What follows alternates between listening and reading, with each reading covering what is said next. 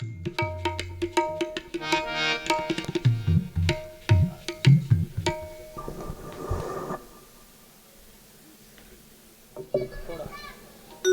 बहुत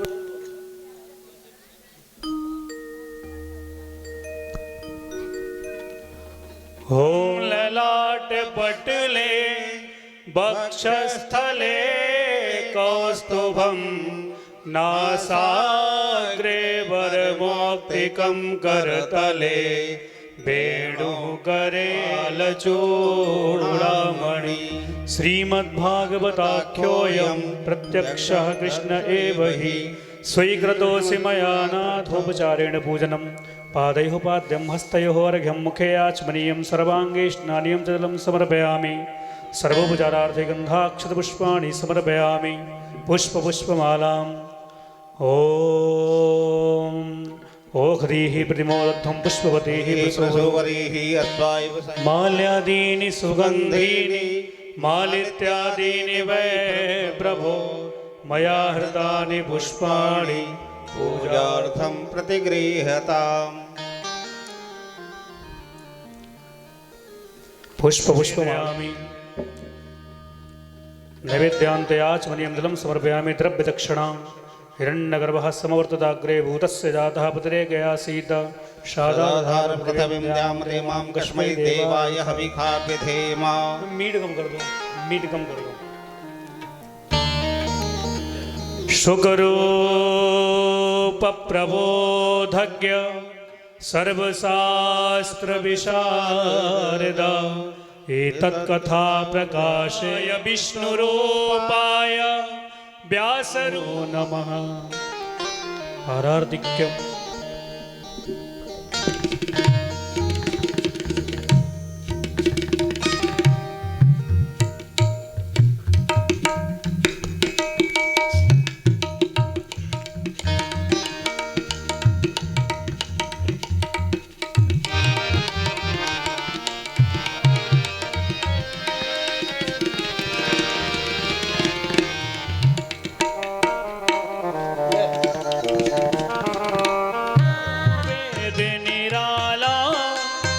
ज्योति जगाने वाला है ये हमारी ग्रंथ ये मुक्ति पंक्ति ये पंचम वेद निराला नव ज्योति जगाने वाला हरि नाम यही हरि ध्यान यही हरि नाम यही हरि ध्यान यही जग के मंगल की आरती पापियों को पाप से है तारती। श्री भागवत भगवान की है आरती पापियों को पाप से है तारती। ये शांति गीत पावन पुनीत पापों को मिटाने वाला है हरिदर्श कराने वाला है। ये शांति गीत पावन पुनीत पापों को मिटाने वाला है हरिदर्श कराने वाला है। ये सुख करनी ये दुख हरनी ये सुख करनी ये दुख हरनी श्री मधुसूदन की आरती पापियों को पाप से है तारती। श्री भागवत भगवान की है आरती पापियों को पाप से है तारती। ये मधुर बोल जग पंथ खोल सन्मार्ग बताने वाला है बिगड़ी को बनाने वाला है। ये मधुर बोल जग पंथ खोल सन्मार्ग बताने वाला है बिगड़ी को बनाने वाला है। श्री राम यही घनश्याम यही श्री राम यही घनश्याम यही प्रभु की महिमा की आरती पापियों को पाप से है तारती। श्री भागवत भगवान की है आरती, पापियों को पाप से है तारती। भागवत भगवान की है आरती, पापियों को पाप से है तारती। आरार्तिकं समर्पयामि जलेन शीतलीकरणं, देवाभिवन्दनम् आत्माभिवन्दनम्। ओम शान्तिः शान्तिः शान्तिः। भ्यो नमः। अस्मत्सर्वगुरुभ्यो नमः। श्रीमते रामानुजाय नमः।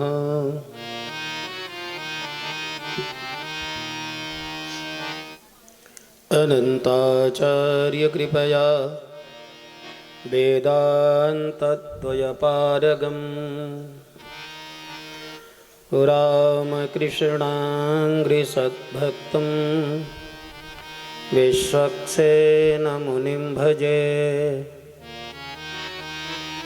वन्दे वेदान्तकर्पूरो चामीकरकरण्डकम् रामानुजार्यमार्याणां चूडामणिम् अहर्निशम्। यं व्रजन्तमनुपेतमपेतकृत्यं द्वैपायनो विरहकातरया जुहाव। पुत्रेति तन्मयतया तरवोऽभिनेदोस्तं सर्वभूतहृदयं मुनिमानतोऽस्मि। सच्चिदानन्दरूपाय विश्वोत्पत्त्यादिहेतवे तापत्रयविनाशाय श्रीकृष्णाय वयं नुमः।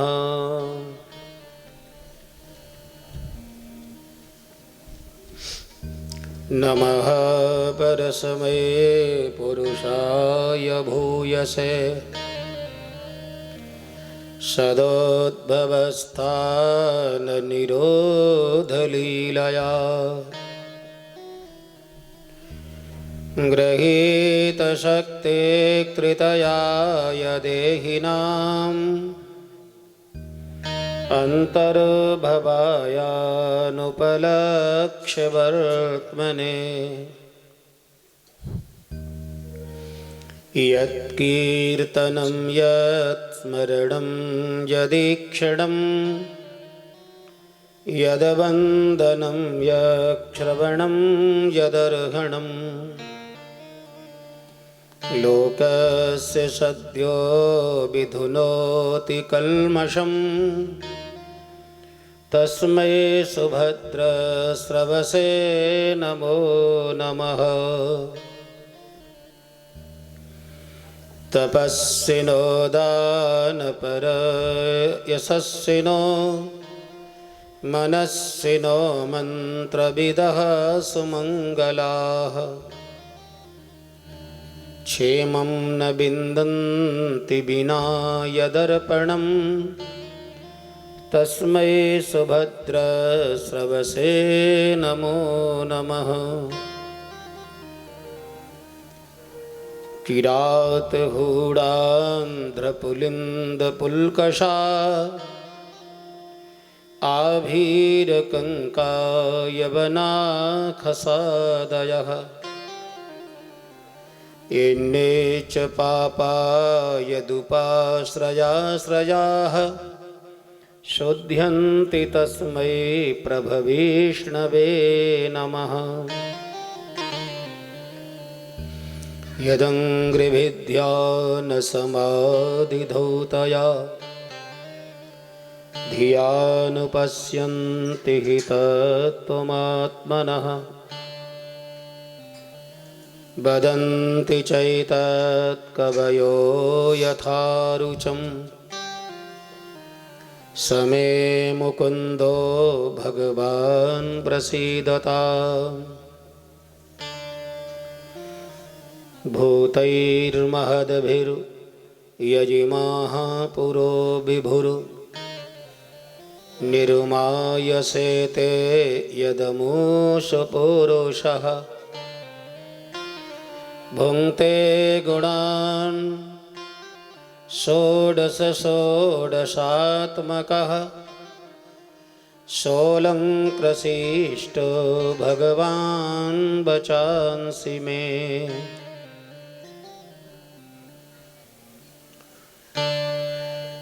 बंसी विभूषितकरानवनीरुदाभात् पीताम्बरादरुणबिम्बफलादरोष्ठा पूर्णेन्दुसुन्दरमुखादरविन्दनेत्रात् कृष्णात् परं किमपि तत्त्वमहं न जाने। वन्दे पूरितचन्द्रमण्डलगतं श्वेतारविन्दासनं मन्दाकिन्यमृताब्धिकुन्दकुमुदक्षीरेन्दुहासं हरिं मुद्रापुस्तकशङ्खचक्रविलसत् नित्यं निर्मलभारती परिमलं विश्वेशमस्वाननं ज्ञानानन्दमयं देवं निर्मलस्फटिकाकृतिम् आधारं सर्वविद्यानां हयग्रीवमुपास्महे। श्री लक्ष्मी नारायण भगवान की जय। श्रीमन्नारायण नारायण नारायण श्रीमन्नारायण नारायण नारायण लक्ष्मी नारायण नारायण नारायण लक्ष्मी नारायण नारायण नारायण रंग नारायण नारायण नारायण रंग नारायण नारायण नारायण वेंकट नारायण नारायण नारायण वेंकट नारायण नारायण नारायण बदरी नारायण नारायण नारायण बद्री नारायण नारायण नारायण मुक्ति नारायण नारायण नारायण मुक्ति नारायण नारायण नारायण नैमिष नारायण नारायण नारायण नैमिष नारायण नारायण नारायण पुष्कर नारायण नारायण नारायण पुष्कर नारायण नारायण नारायण केशव नारायण नारायण नारायण केशव नारायण नारायण नारायण माधव नारायण नारायण नारायण माधव नारायण नारायण नारायण गोविंद नारायण नारायण नारायण गोविंद नारायण नारायण नारायण श्रीधर नारायण नारायण नारायण श्रीधर नारायण नारायण नारायण नरसिंह नारायण नारायण नारायण नरसिंह नारायण नारायण रामनु नारायण नारायण नारायण वामन नारायण नारायण नारायण राम नारायण नारायण नारायण राम नारायण नारायण नारायण कृष्ण नारायण नारायण नारायण कृष्ण नारायण नारायण नारायण श्री हरि नारायण नारायण नारायण श्री हरि नारायण नारायण नारायण भज मन नारायण नारायण नारायण भज मन नारायण नारायण नारायण श्रीमन नारायण नारायण नारायण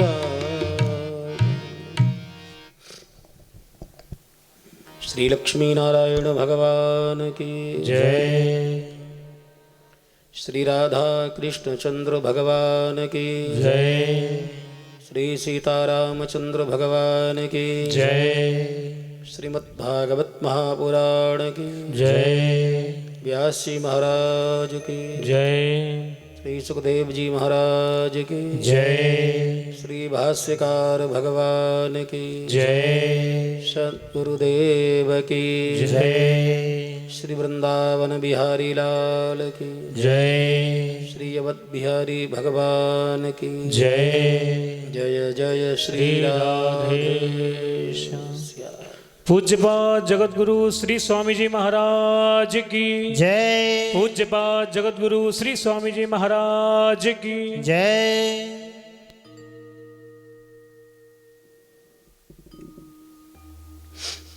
अकारण करुणावरुणालय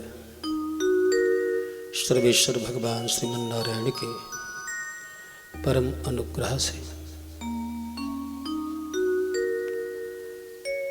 भगवान के ही वांगमय स्वरूप श्रीमद्भागवत महापुराण के माध्यम से भगवत कथा स्वरूप ये भक्ति ज्ञान यज्ञ चल रहा है। थोड़ी देर के लिए इस कथा प्रसंग में प्रवेश करें।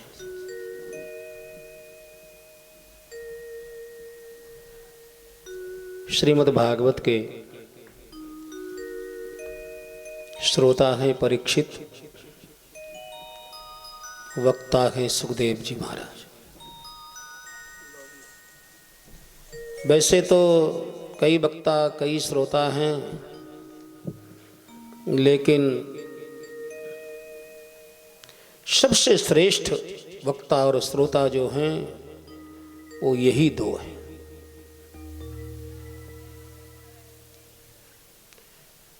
श्रीमद् भागवत के वक्ता भगवान नारायण हैं और श्रोता ब्रह्मा जी हैं। कल्पना कीजिए, नारायण वक्ता और श्रोता ब्रह्मा जी। ब्रह्मा जी वक्ता, श्रोता नारद जी। नारद जी वक्ता, श्रोता व्यास जी। और व्यास जी वक्ता, श्रोता सुखदेव जी। और सुखदेव जी वक्ता, श्रोता परीक्षित जी।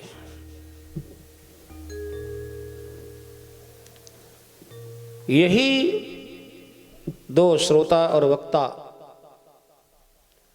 ये अद्भुत हैं, क्योंकि भगवान नारायण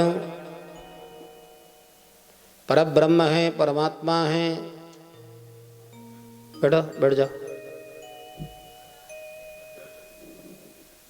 तमाशा क्या देख रहे हो? बेटा बैठ जाओ।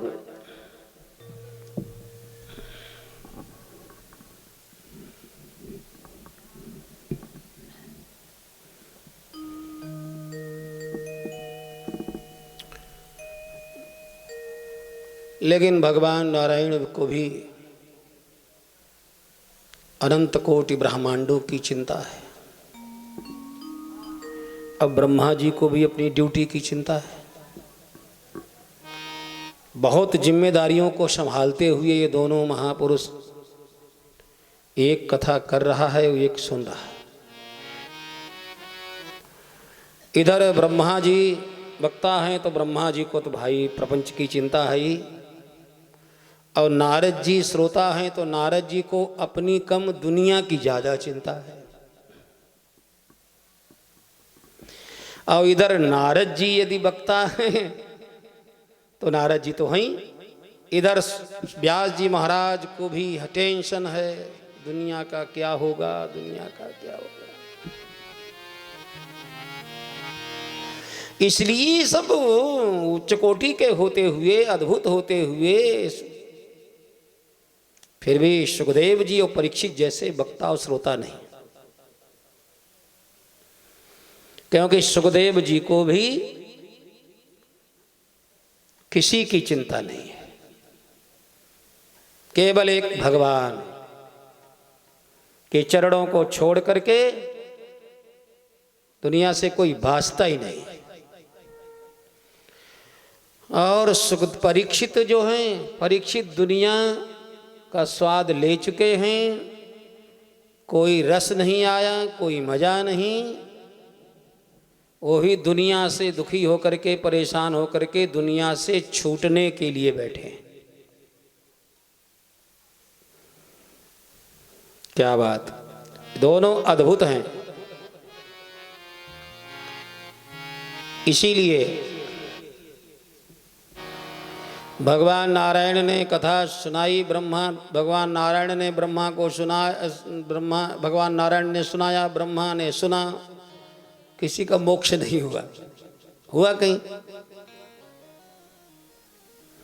मोक्ष के लिए तो भाई तैयारी भी हो, इच्छा भी तो हो, जबरदस्ती थोड़ी मोक्ष मिलती है। अब ब्रह्मा जी ने नारद जी को सुनाया, इनमें से भी कोई मोक्ष नहीं निकला। नारद जी ने व्यास जी को सुनाया, इसमें से भी कोई मोक्ष का परिणाम नहीं निकला। लेकिन जब सुखदेव जी ने परीक्षित को सुनाया तो इसका सही जजमेंट, सही परिणाम जो निकलना चाहिए वो निकला।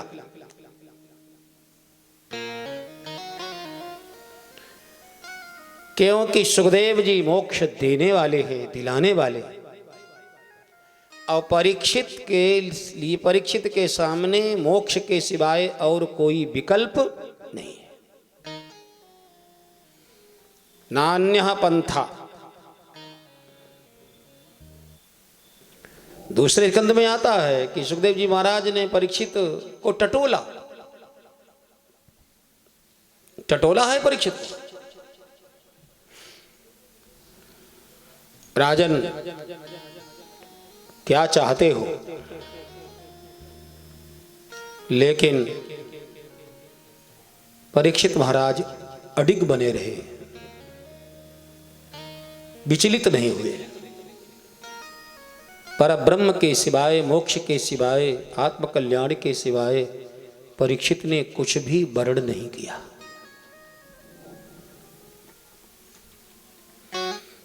ऐसे श्रोता और वक्ता हैं। इसलिए कहा वक्ता भी अधिकारी हो, श्रोता भी अधिकारी हो।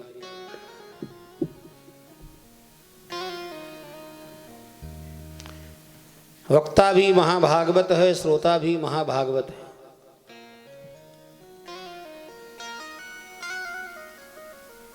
ये कथा हुई, संवाद हुआ नैमिषारण्य की भूमि में। सूत सौनक संवाद के माध्यम से हम लोगों को मिला।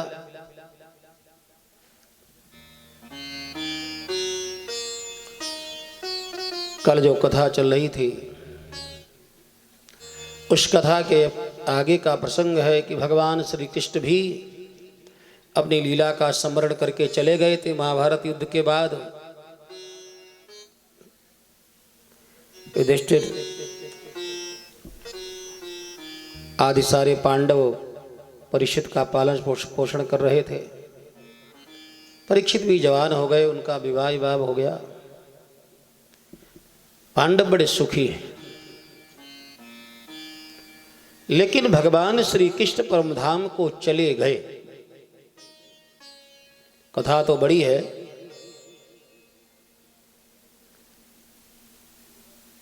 ये समाचार सुनते ही समूचा पांडव परिवार, सारे पांडव, द्रौपदी, कुंती, इनको लगा अब संसार में रहना बेकार है। जब भगवान ही चले गए हैं, भगवान के पदार बिंद का, भगवान के मुखार बिंद का, वदनार बिंद का दर्शन होगा नहीं, भगवान की सुमधुर वाणी सुनने का सौभाग्य मिलेगा नहीं, अब इस पापी पेट के लिए क्या जीना है। कुंती ने भी शरीर का परित्याग कर दिया और सारे पांडव भी स्वर्ग चले गए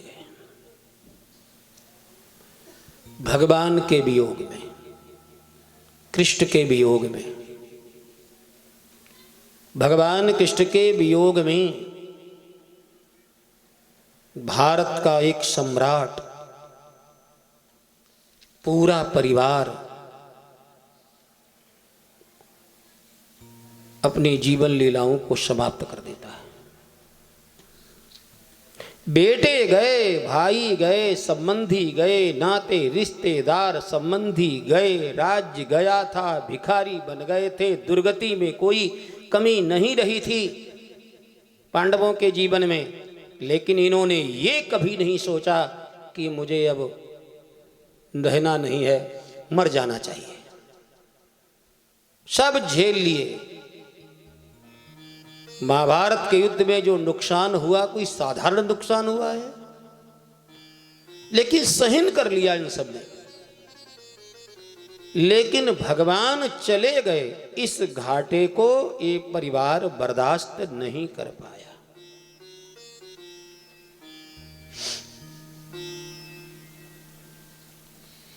ये भगवान के प्रेम का एक उदाहरण है। धन के वियोग में, परिजनों के वियोग में, दुनिया के वियोग में, पदादि के वियोग में कितने लोग मर जाते हैं। लेकिन भगवान के वियोग में प्राण देने वाला एक व्यक्ति नहीं, पूरा परिवार, पांडव परिवार भगवान श्री कृष्ण के वियोग में पूरा परिवार शरीर को छोड़ करके स्वर्ग चला गया।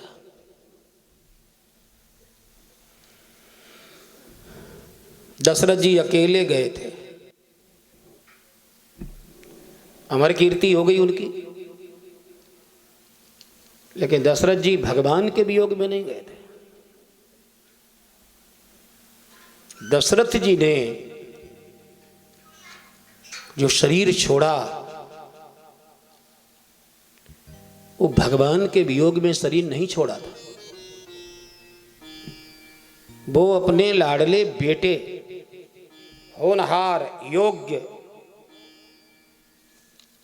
आज्ञाकारी, सर्वगुण संपन्न पुत्र के वियोग में प्राण छोड़ा था।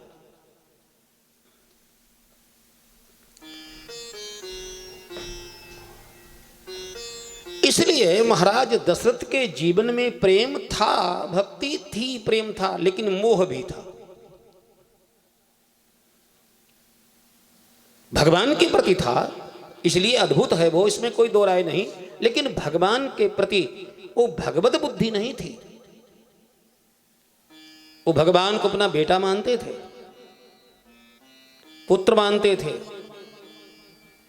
इसलिए हा रघुनंदन प्राण प्रीते, हे रघुनंदन तुम रघुवंश को आनंद देने वाले थे, तुम बिन जिए तो बहुत दिन बीते।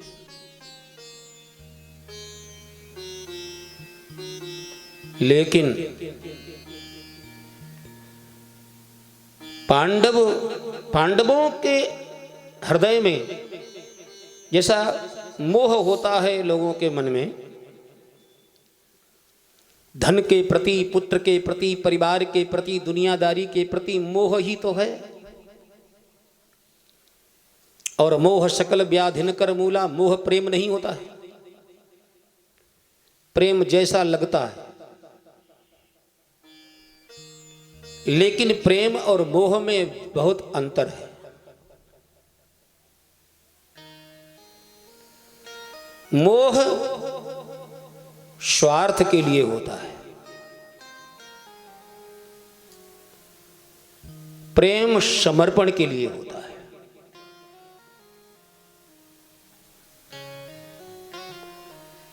मोह में कुछ पाने का गणित होता है और प्रेम में सर्वस्व अर्पण का गणित होता है। इतना अंतर है।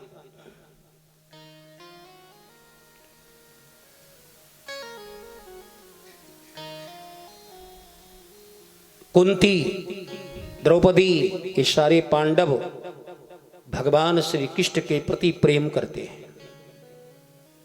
ये प्रेमी है। इन्होंने भगवान से कभी कुछ मांगा नहीं,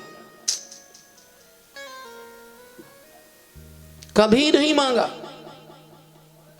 उल्हाना तक नहीं दिया भगवान को कि तुम्हारे रहते हुए मेरा बेटा चला गया, तुम्हारे रहते हुए हमारा राज्य चला गया, तुम्हारे रहते हुए इतने इतने कष्ट हमारे ऊपर आते हैं। कभी नहीं किया। ये कृष्ण के प्रेमी है।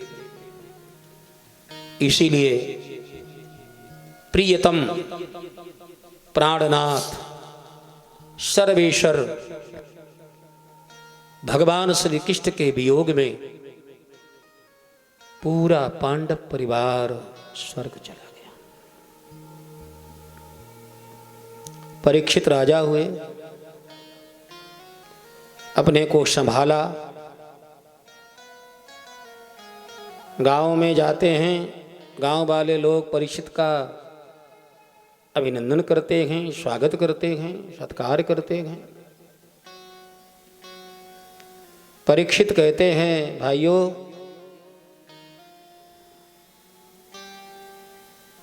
यदि आप मेरा स्वागत करना चाहते हैं तो यही स्वागत होगा कि आप हमारे बुजुर्गों की कोई चर्चा सुनाओ, हमारे पूर्वजों की चर्चा सुनाओ, हम सुनना चाहते हैं। गांव में जाते हैं, कोई चौपार होती है, परीक्षित महाराज चारपाई पर बैठ जाते हैं, सब गांव के बुजुर्ग, बाल बच्चे, स्त्रियां सब बैठ जाती हैं। फिर उनमें कोई बुजुर्ग परीक्षित महाराज को कुंती के विषय में, युधिष्ठिर के विषय में, अर्जुन के विषय में, नकुल सहदेव के विषय में, सुभद्रा के विषय में, अभिमन्यु के विषय में सुनाते हैं।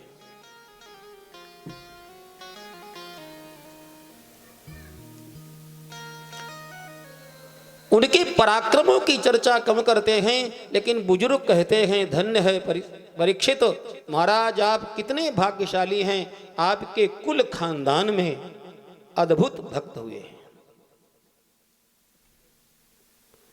कुंती जैसी परम भागवता, द्रौपदी जैसी परम भागवता की, अर्जुन युधिष्ठिर जैसे परम भागवत परम वैष्णवों के घर में आपका जन्म हुआ है। आपके पूर्वज, आपके बुजुर्ग, आपके बड़े बूढ़े भगवान के कैसे भक्त थे।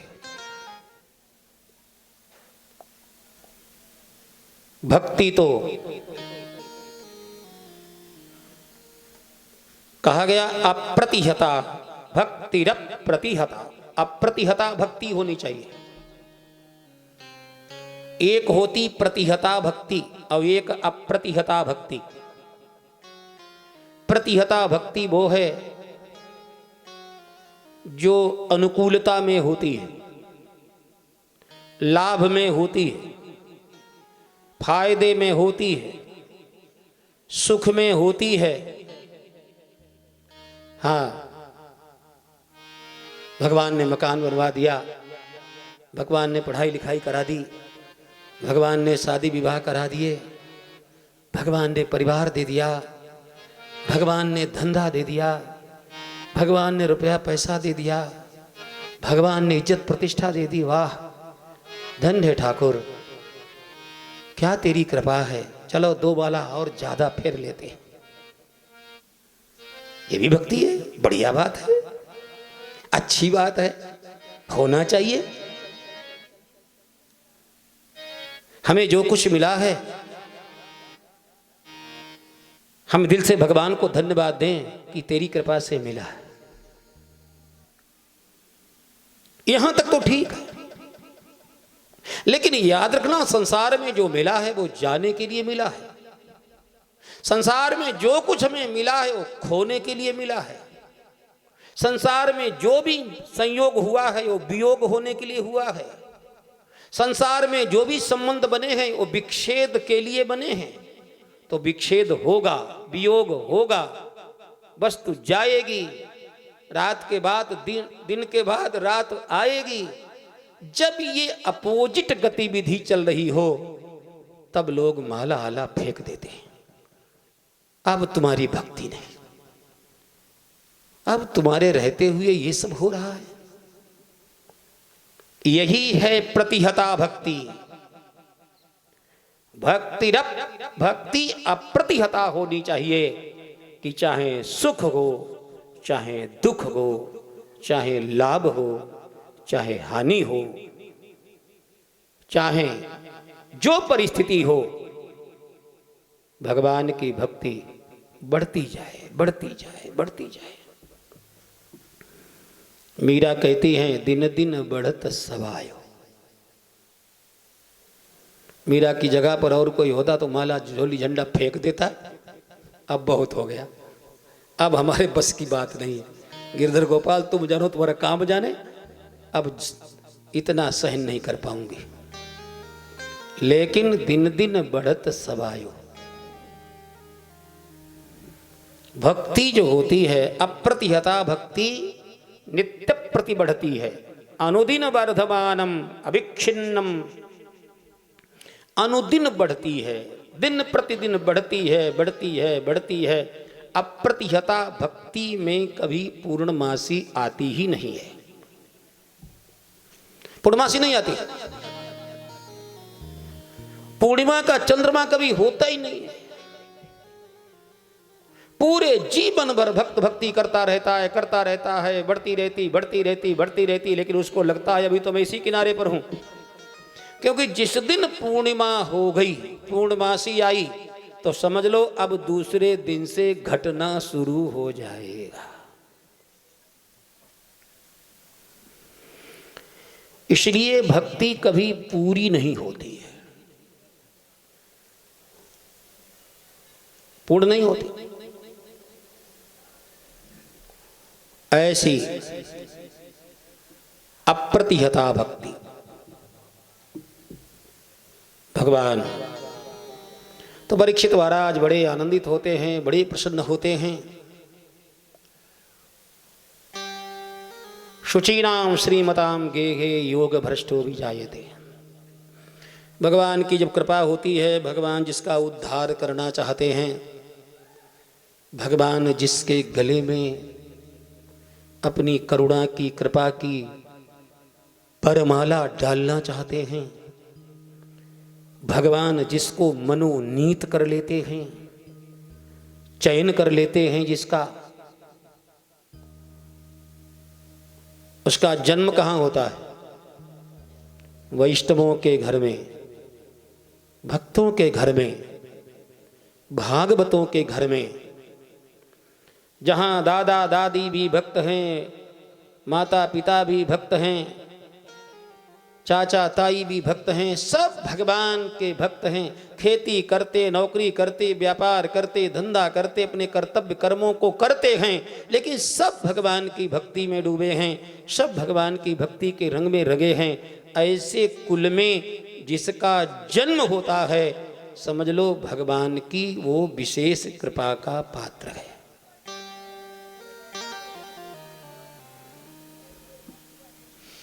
नहीं तो जुआरी टंटाली उपद्रवी हैं, बहुत पड़े हैं, वहां जन्म मिल जाएगा। राम कृपा करी चितमहि जबहि। इसलिए वैष्णवों के घर में, वैष्णवों के कुल खानदान में जिसका जन्म हो तो उसको प्रारंभ से ही वो संस्कार मिलने लगते हैं।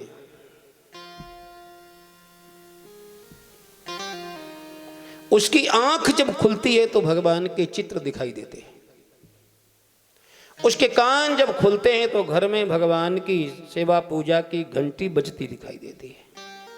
उसके जीभ पर जब कुछ रखा जाता है, अन्न का दाना रेसा, तो भगवान का भोग लगा के रखा जाता है। उसको जब कुछ पिलाया जाता है तो भगवान सालग्राम को स्नान करा के बना जो पवित्र तीर्थ है, घर वाले उसको वो पिलाते हैं। जरा विचार करो, बचपन से ही जिसको भगवान का तीर्थ मिलता हो, तुलसी मिलती हो, दर्शन होता हो, भगवान की अर्चना सुनने का अवसर मिलता हो, पूजा पाठ देखने का अवसर मिलता हो, भले ही वो जानता नहीं है, समझता नहीं है, लेकिन इस संस्कार उसके अंदर जागृत हो रहे हैं।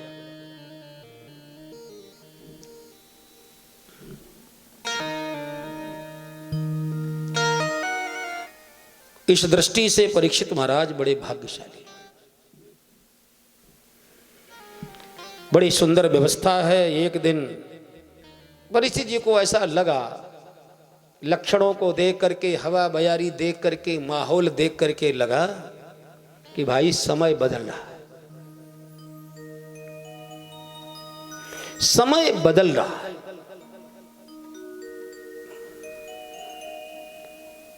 काल बोलता है, समय बोलता है, लेकिन समय की आवाज को बहरा थोड़ी सुन पाएगा। समय चित्र भी दिखाता है, लेकिन देखने की ताकत नहीं है तो हम क्या देख पाएंगे। समय बोलता है, समय दिखाता है, लेकिन अंधौ बधिर न कहीं यस नयन कान तब बीस। रावण कहता कौन मेरे समान है, कौन मेरे समान है। अंगद ने कहा ये बात तो मैं जानता हूं, मैं मानता हूं, लिख करके दे सकता हूं, तेरे समान दुनिया में कोई नहीं है। बोले किस बात में? बोले इस बात में कि 20 आंखों वाला अंधा और 20 कानों वाला बहरा। 2 कान वाला सुन लेता है, 2 आंख वाला देख लेता है, लेकिन तू एक अजूबा है ब्रह्मा की सृष्टि का कि 20 आंखें होते हुए, 20 कान होते हुए तू अंधा भी है और बहरा भी है। अरे मूर्ख, न तुझे सुनाई देता है न तुझे दिखाई देता है। रावण ने कहा मुझे क्या नहीं सुनाई देता है? बोल धीरे से, हम सुन लेंगे, जितना धीरे से तू बोल सके। क्या नहीं दिखाई देता है? अंगद ने कहा तुझे दिखाई देता होता तो जरा विचार कर, तेरे जैसे सृष्टि के सारे राजाओं का मान वर्धन करके देव, धनुज, दानव, किन्नर, मनुष्य सब मिलकर के जिस शिव धनुष को नहीं उठा पाए, उस शिव धनुष को भरी सभा में तिनके के समान तोड़ करके जिन्होंने फेंक दिया बिना प्रयास के, तू देख पाया उनको? वो कौन है? तू उन्हें मनुष्य मानता है? अरे मूर्ख, तेरे पास आंख होती तो राम तुझे दिखाई देते। ये हैं कौन? तेरे समान बलवान 14,000 खरदूषण जैसे राक्षस जो तेरे समान ही बलवान थे, तेरे समान ही शक्तिशाली थे, तेरे समान ही जिन्होंने तपस्या की थी, और तेरे समान ही ब्रह्मा ने जिनको वरदान दिया था उन 14,000 राक्षसों का बंटा ढार जिन्होंने क्षण मात्र में कर दिया। देखने की शक्ति तेरे पास है। तुझे अपनी बगल में दबा करके जो 6 महीने बाली घूमता रहा, एक बाण से उस बाली का वध कर दिया। जिन राम ने वध कर दिया, क्या उन राम को तू देख पाया? 100 योजन समुद्र पर जिन्होंने पुल बना लिया बंदरों के द्वारा, बंदर भालुओं के माध्यम से जिन्होंने 100 योजन समुद्र पर पुल बना दिया, वो राम तुझे मनुष्य के रूप में दिखाई दे रहे हैं। अरे मूर्ख, तुझसे बड़ा अंधा कौन मिलेगा दुनिया में? तू कहता मेरे समान कौन है, मेरे समान कौन है, मेरे समान कौन है। अरे नो मूर्ख, तेरी 100 योजन समुद्र को लांघ करके तेरी लंका में घुस करके घर घर में चप्पे चप्पे में देख करके और सीता जी को भगवान राम का समाचार दिया, तेरी अशोक वाटिका को उजाड़ा, तेरे करोड़ों करोड़ों राक्षसों का वध किया, और तेरे सामने ही सिंह के समान दहाड़ते हुए जिसने तेरी लंका को जला करके तहस नहस ध्वस्त कर दिया, और तू उसका बाल बांका नहीं कर पाया। अरे मूर्ख, तू उसे बंदर कहता है। तुझे वो बंदर दिखाई दे रहा है। ये बंदर के काम है। इसलिए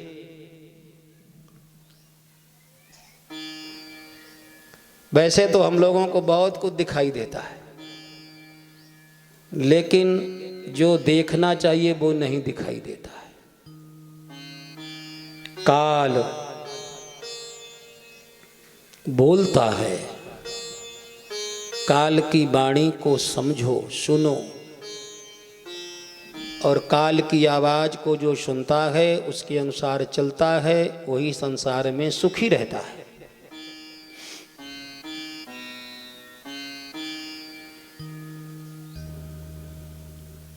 समय बोलता है, समय बोलता है।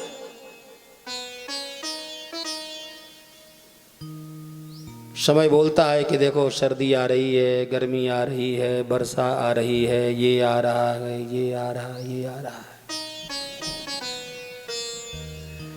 परीक्षित महाराज ने देखा ये लक्षण अब द्वापर वाले नहीं हैं, ये कलयुग वाले। गांवों का, घरों का, परिवारों का अवलोकन किया, रिश्ते नाते संबंधों को देखा, तो सब में गड़बड़ दिखाई देने लगा। तो परीक्षित ने सोचा ऐसा सतयुग त्रेता में तो संभव ही नहीं है, द्वापर में भी ऐसा नहीं होता है, ये लक्षण तो कलयुग के हैं। घबरा गए। लगता है मेरे ही शासन में कली आएगा। परीक्षित महाराज जाते हैं, घूम रहे थे, उन्होंने दृश्य देखा। एक व्यक्ति गाय और बैल को सता रहा है, मार रहा है। बैल के 3 पैर टूटे हैं, तोड़ दिए गए हैं, एक पैर बचा है। गाय भूखी है, बछड़ा पास में नहीं है, और वो दुष्ट मार रहा है। गाय रंभा रही है, चिल्ला रही है, और दोनों आपस में बात कर रहे हैं। गाय भी सताई जा रही है, बैल भी सताया जा रहा है, दोनों दुखी हैं। लेकिन गऊ ने बैल से पूछा, क्यों वृषभ, तुम क्यों दुखी हो?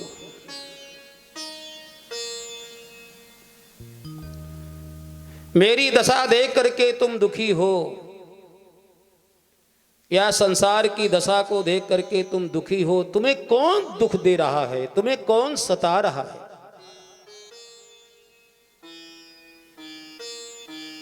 बहुत बातें गोमाता ने पूछी बैल से,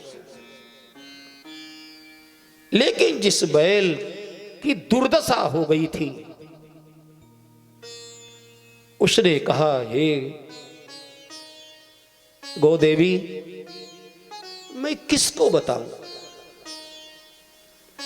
हमारे दुख का कारण कोई दूसरा नहीं है।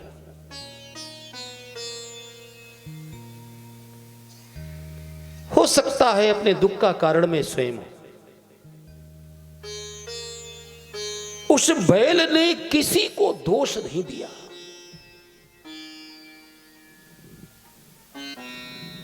परीक्षित महाराज ने सुना, परीक्षित महाराज ने देखा। परीक्षित पहुंचे उस बैल के पास, उससे पूछा, तुम्हें कौन सता रहा है? बार बार पूछने पर भी उस बैल ने दुख देने वाले का नाम नहीं बताया, सताने वाले का नाम नहीं बताया, कष्ट देने वाले, पीड़ा देने वाले का नाम नहीं बताया। कि महाराज आप ही विचार करो। कोई कहते हैं इसके चलते दुख होता है, इसके चलते दुख होता है, इसके चलते काल कर्म स्वभाव गुण देव आदि आदि के द्वारा दुख मिलता है। लेकिन मैं क्या क्या निश्चय करूं कि कौन मुझे दुखी कर रहा है, कौन मुझे सता रहा है, कैसे क्यों मैं दुखी हूं? आप ही निश्चय करो। परीक्षित समझ गए कि ये साक्षात धर्म है।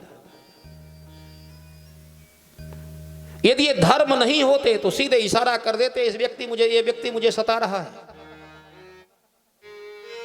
ये धर्म नहीं होते तो कह देते। कोई काल को दोष देता है, कोई स्वभाव को दोष देता है, कोई किसी को दोष देता है, कोई किसी को दोष देता है। लेकिन धर्म किसी को दोष नहीं देता है।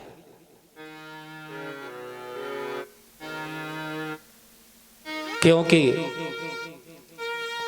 किसी को अपराध, मुझे अमुक व्यक्ति ने दुखी किया, अमुक व्यक्ति मुझे दुखी कर रहा है, ऐसा बोलना, ऐसा आरोप लगाना भी धर्म की दृष्टि में अपराध है, अधर्म है। सुखस्य दुःखस्य न कोपि दाता परो ददातीति कुबुद्धिरेषा। कोई किसी को सुख दुख देने वाला नहीं। यदि दूसरे ने मुझे सुखी दुखी किया कर रहा है तो इस प्रकार की बुद्धि कुबुद्धि है। परीक्षित समझ गए कि यह धर्म है। ये सताने वाले का अपराधी, सताने वाले अपराधी का नाम नहीं लेंगे। लेकिन परीक्षित ने कहा, अरे दुष्ट, मैं तुझे दंडित करूंगा जो व्यक्ति सता रहा था। परीक्षित ने तलवार निकाली, उसको दंडित करने के लिए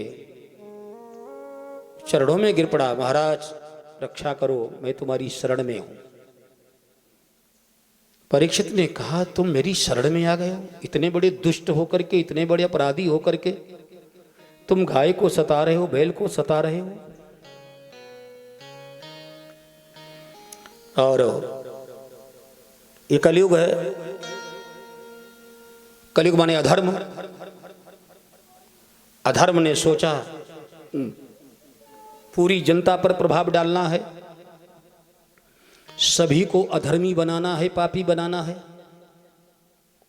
कैसे बनाया जाए? बहुत सोच समझ करके, बड़ी प्लानिंग के साथ, बड़ी तैयारी के साथ वो